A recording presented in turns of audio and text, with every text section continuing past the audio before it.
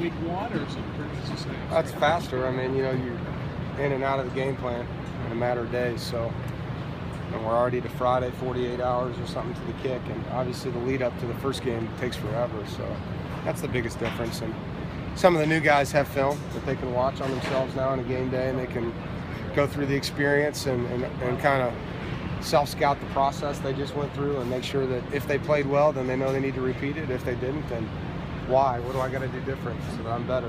What's your biggest concern as a coach, game two, for this game? I don't know if I have a single thing. I mean, we're always coaching guys to the kick on the details that are, you know, I mean, the biggest thing that you worry about in college is just immaturity. You know, guys not handling the day right and getting caught up in things outside of the walls of our team that can distract them. You know, there's a lot of distractions in a college guy's life, so, you know, you feel like you're focused, but that's one thing you always, when a kid has a bad day, what happened? Oh, you know, something happened back home, or oh, I had a test, and, you know, just making sure they're keeping the main thing with their focus when they walk into the Murph, that they're ready to play. How much of a help do you think it'll be? You mentioned after the last game you had some guys get some reps finally. Yeah. You anticipate those guys will maybe have a little bit more knowledge or confidence in what they're doing? I do. I think that first game's it's a milestone when you play in your first college game. So second time's going to be a lot easier on them mentally. The butterflies won't be there. Just be ready to play, anxious, excited. You know, all the things that go along with playing in a college football game in a sold-out stadium. And I think they'll be really excited when they run out of the tunnel again, but they're not going to be nervous. How was Justin Jones when you reviewed the film, and how key is he now that he's healthy again? Well, he made a nice play in the backfield. You know, quick swam to center on a pass rush and forced a fumble that we didn't get it, but it was a nice play. And it's good to have a rotation like that. I mean, when you can put him and Contavious in there, they're both good players, and you know, Justin was a little more disruptive than Contavious in the first game, so I know that'll create some competition in there. How's McKeever been there? Really good. It's good to have him back. He was a little rusty, but he's full go. Feels great. So glad we were able to rest him last week. I think that was great for his leg. Did he go all week? This week? Yeah. Yeah. There's He's been no out here every day. limitations. No, he was great. Okay. Is Eastern Kentucky similar to Troy, scheme-wise, offensively? Yeah, I mean, a little bit. They run the ball more.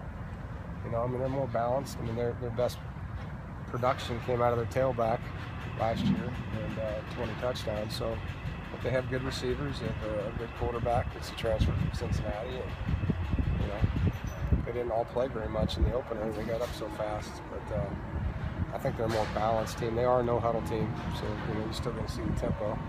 How did Jack have any problems with the knee this week after He was a little sore Tuesday, but he practiced Wednesday and today. And I talked to him last night. He said he felt great. So just to get over the hurdle of it. It's just a little swollen coming out of the weekend, but he's back to normal. What were the takeaways you had from? You gave up a handful of big plays in the last game. In the moments you can teach, I guess, the defense. What's the takeaway from that? How what the guys learned? Well, two of them, you know, I thought were mistakes on our end, and one of them was a nice play on their end, you know, and so I think the focus part of it, you know, understanding that you can't let your guard down. You know, we had a misfit in the run game, which can't happen with two veteran players, with Mike and Dre, and Jack, I think, let his guard down. He thought he was going to get a sideline route there to get field goal range, and the guy ran a go on him, and you just got to play technique, you know, so I think he's just trying to do too much, maybe, right there. But you like to have those experiences with a win, and you don't like having them, period, but at least you got to win, and it's a good learning experience for those guys, and hopefully we don't have it happen again. I mean, you're going to get big plays on you occasionally. They're on scholarship too, and, you know, but they can't be touchdowns, and that's the thing I stressed, is let's make sure we get a line up and play again, and focus on the next play and try to get a turnover. What goes into deciding if you have a blackout? Is that more players? Is that more you? Is that more people beyond you? Unfortunately, more goes into it than I would like. You know, you don't just sit down and pick it. You know, sometimes there's other things going on that I can't even get into. But I don't ask the players about that. You know, when we meet on Sundays, I'll say, "Here's what I'm thinking. You guys good with it?" 9 times out of 10, they're going to say, "Yeah, we want to do that." So, but you know, homecoming, we're going to be traditional. I mean, that's what I think is the right thing to do. You're going to wear your school colors on homecoming game every year. senior day, I'm going to let the seniors decide. And I think that's something that they deserve. But other than that, we just kind of mix it up throughout the season and always have the 1 or 2 times that we break out something fancy from a recruiting and player excitement standpoint. Any update on Bradbury? Yeah, he's good. He sprained his knee. He'll be out this week, but we'll have him back soon. Coach, I don't know how much you knew about Carter Finley Stadium when you first came here, but just what do you like about the stadium? How big of home field advantage do you think it is for you? It's gotten better since I've been here.